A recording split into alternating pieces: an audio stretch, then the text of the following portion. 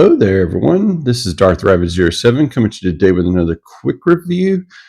Got in Studio Series 117 Hatchet. It's the final of the Suburban Seekers, also known as the Dreads. Can't wait to get this out of the box and onto the turntable for review. But before we get into that, let's do a little bit of housekeeping. Make sure to like, share, subscribe, all the stuff down below. Thanks again for watching. Let's turn this camera around and take a quick look at Hatchet. And here is Hatchet on the turntable, the Suburban version. And back in the Dark and Moon line, they released him as a little basic figure. We'll do that comparison here in a minute. There he is on the side of the box, deluxe class, 117. Big screen inspired, Decepticon Hatchet and the Dreads pursue Autobots to capture Sentinel Prime. Pause and scan right there if you're looking for this in the stores. Should be shipping from Amazon pretty readily. That's how I got this, and let's get them out of the box. And out of the box and on the turntable, this is what we wanted to have, back a couple of years ago, not 117 releases later, as the first one, Crankcase, was in wave 1 of this 6 years ago. Then a long couple of years later, we got a hold of Crowbar with the extremely long dreads. And then the last one here is Hatchet. And we actually had a version of Hatchet here, and he was in Dark of the Moon Light toy line, and he was a Eurojet Typhoon jet plane. Let's get them on the turntable together. And this is also another point of contention. This was not really a Legends, but it's a basic. I think it was $9.99 for this jet, and this is $24.99. Deluxes have definitely shrunken down so long. They both have their little bit of kibble going on, but this was definitely, a problem with any jet former. And being a version of a Seeker, there you go. There was a cop car, and then this jet, and I say one of the trucks back then. The problem with all the jet formers is they have the undercarriage, but really, really nice. I really am glad I hung on to that to have that anyway. But we really wanted another Suburban and stuff. And did I say one Suburban? There's 3 Suburbans in the movie. And there was 3 Suburbans in pursuit of the Autobots and Sentinel Prime, as it was saying, and it was in the movie here. And the one thing I'm noticing right here is that there's not another Decepticon symbol here, and looks like the plastic's even different, like right here to my eyes. I don't know if it's picking it up on the camera, and it's not different there on those 2. It's kind of wild that it picked that up. The reds are all the same, and then the same spots. All the Chevy logo bow ties are in there. They all had their own little kibble going on here. His just looks like a hidden hitch, at least in its advantage there. This should have been a black piece, or even like the same color as the rest of the vehicle there. It's kind of a little bit of an eyesore. It's got a Decepticon symbol on that side and no Decepticon symbol there. But now that I'm looking at this, there's also now a defect with Hatchet here, as this mirror looks the same as these other left mirrors. The right mirror looks a little bit weak and wonky. Like it's almost like the plastic got melted at some point. But yeah, weak mirror. Maybe it's just one copy. I don't know. And I haven't watched any other videos of Hatchet. I just wanted to get my stuff and 2 cents out here, on it. And so it was a really exciting chase scene for characters that were on the screen barely, I guess, 3. Well, I guess the other 2 were on there a little bit longer, but he had barely a minute and some change. I think it was like a minute and 35 seconds. And it was a couple of seconds in Suburban form. And then when he transformed, it was even quicker, bam, and he's dead. So they all died at the hands of the Autobots. They were basically fodder for the Autobots. Really, really, really cool fodder at that. But short-lived. And now we finally got to complete the trio 6 years later. Let's get this guy over into robot mode in 3, 2, 1. And at long last, there is Hatchet on the turntable in his robot mode, as depicted in the movie there.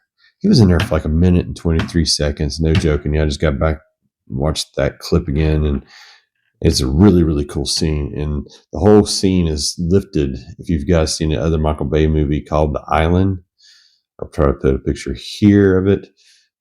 He basically borrowed from his a lot the Island movie. A whole chase scene that was in that was pretty cool. It had Ewan McGregor and Scarlett Johansson in it, and instead they had these guys in there. So that's kind of a neat little thing that is going on.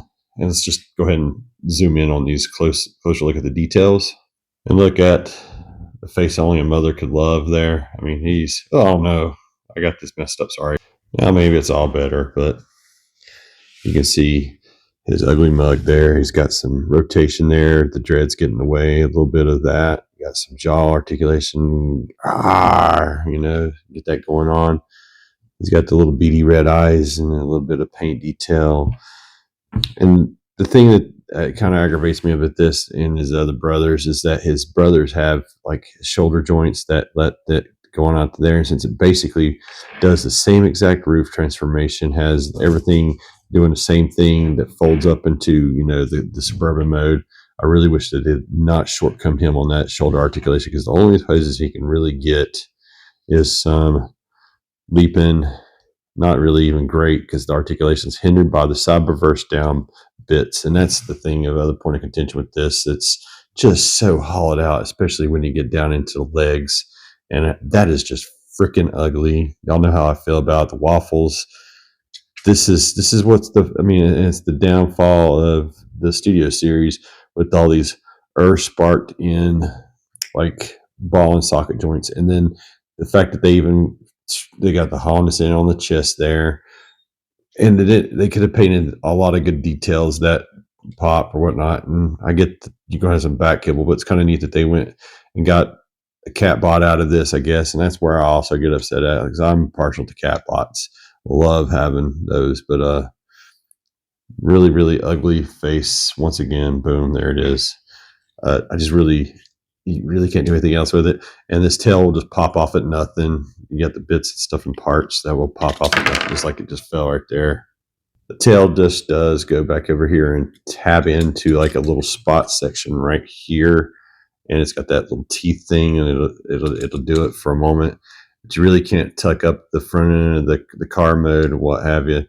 Love to see unique toys or some of the other third parties, crank out a set of dreads that are, a bit better than this studio series offering. Here's your aft end. It's just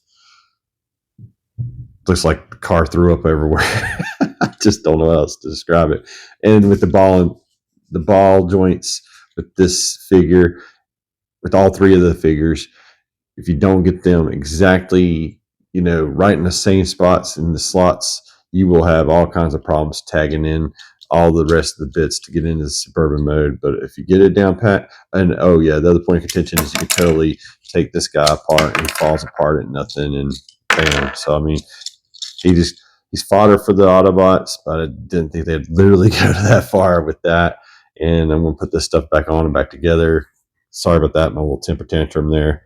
I guess that looks more movie accurate if you have all the bits off, but I'm going to actually super glue this on here because there's no, this is sloppy, man, on a $24 figure.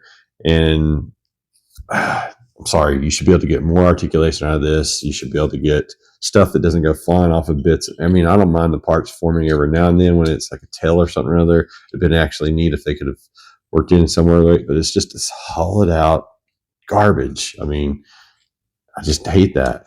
And even though they had such a short screen time, the dreads, I mean, definitely a cool set of Seekers that were not jet planes, that are actually 3 black Suburbans.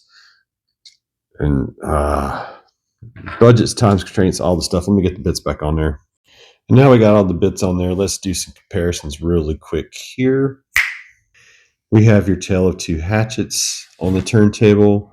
You can see that the deluxe version is bigger than the basic version, but the basic version actually looks like it's got a bigger parts count. There's that gold plastic just been really delicately handling and transforming.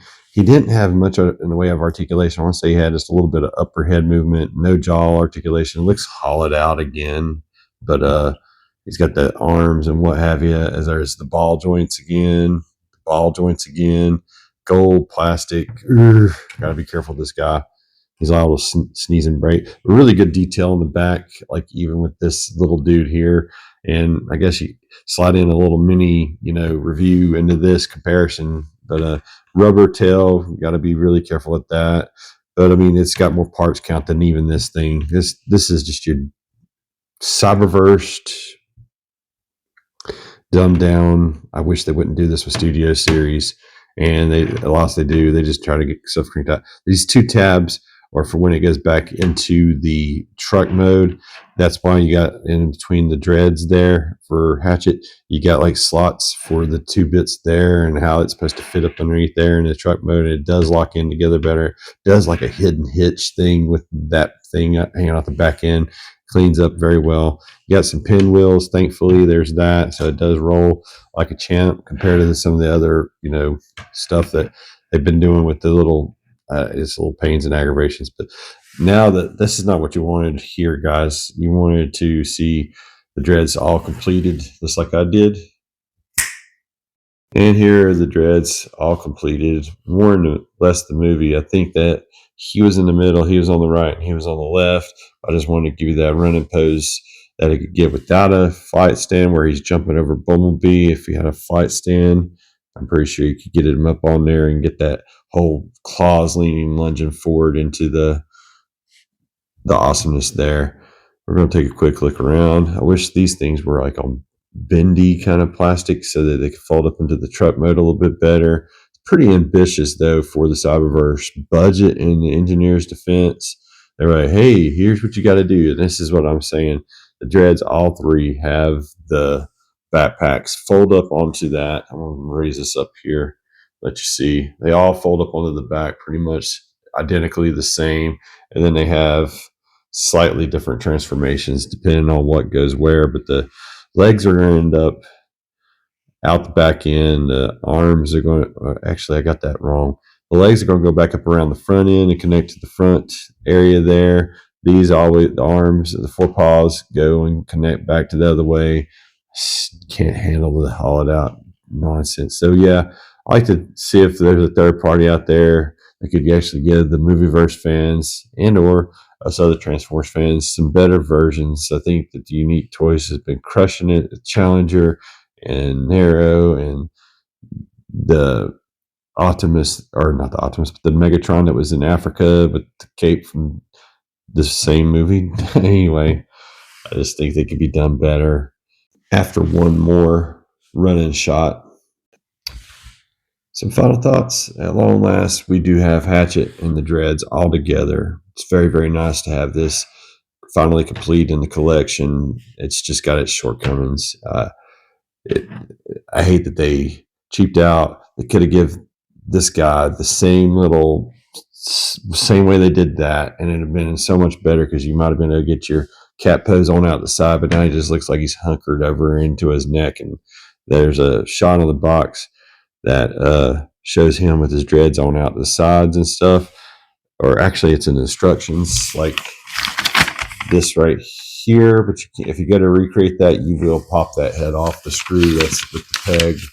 And it's a mushroom peg kind of thing, but I keep knocking stuff around. It's just really aggravation. It was so close to being, yeah, it was so close to giving us a retail version of the dreads. And I would love, really, like I said, see the third parties come along and crush this out of the park, where the Studio Series give you your collection and it'll look good on the shelf. Either mode. I think the Suburbans look better. I think the Suburban deserves a better representation for a Transformer.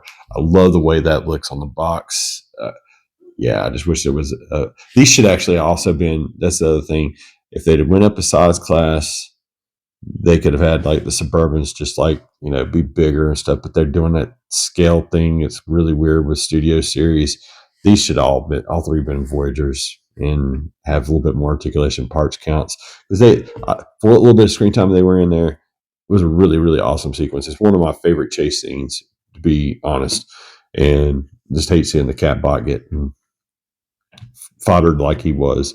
That's just nicely putting it. Thanks again for watching my channel. I'm not going to take too much more of your time. Make sure to like, share, subscribe, all the stuff down below. Thanks again for watching. You guys have an excellent week out there. Until all are one.